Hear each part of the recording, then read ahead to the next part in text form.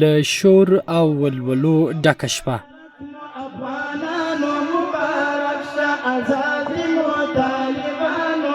د کندهار د انارګل دودیز مشاعریان ګډ چې پکښې د هیواد له بېلابېلو سیمو لیکوالان، شاعران، ترانه ویونکي او د ادب مینوال راټول سوي او خپل ادبي تنده ماتوي.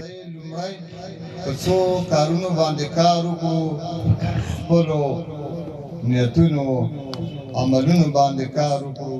د همدې انارګل مشاعرې ګډونوال زرګونو ته رسېدل. د مسؤلینو په خبره د تیر په څیر یا د دودیزه مشاعره د میلمه پالنې او نظم په برخه کې بې ساري ده.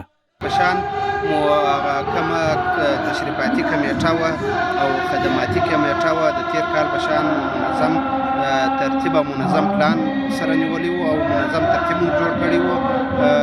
د مشاعرې څخه تقریبا 3-4 ورځې مخکې پر دې مجلسونه روان و چې څنګه د میلمنو خدمت وکړو. د هیواد یو شمېر پېژندل شوو ادبپالو د انارګل مشاعره د هیوادنۍ مینې او سوله ییز پیغام په توګه اړینه وبلل. یقینا چې نور کالو هم زه راغلی یم، خو سږ کال الحمدلله چې ډېر خوندور ترتیب دی او ډېر منظمه طریقه ده. نور کالو به هم ډېر خوندور وي، خو دومره خوندوره نه وه لکه سږ کال چې نظم و ترتیب برابر دی الحمدلله. دلته د امن پیغام دی، دلته د یو ملي او اسلامي ژمنتیا هغه اثر دی او داسې یو پیغام ورکوي چې انشاءالله افغانستان راتلونکی ډېر ځلانده او کامیاب او بریا په لور باندې روان دی. راغلي ګډونوال هم یا د مشاعره کې له ګډون خوښ دي او وایي له همدې ځایه به د یووالي او ورورولۍ پیغام له ځان سره یوسي. چې شش کال د نورو کلو په پرتله باندې ډېر جذابیت لري.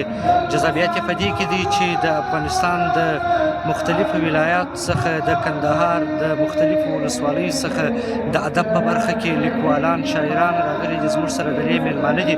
الحمدلله تر اوسه پورې مو مشاعره ډېره رنګینه ده او ډېرې په خوښۍ باندې دغه مراسم منظور. یا د مشاعره د کندهار مشهورې میوې انارګل په نوم نومول سوې چې هر کال د انار ګل له غوړېدو سره هممهاله ترسره کیږي او زرګونه کسان پکښې ګډون کوي.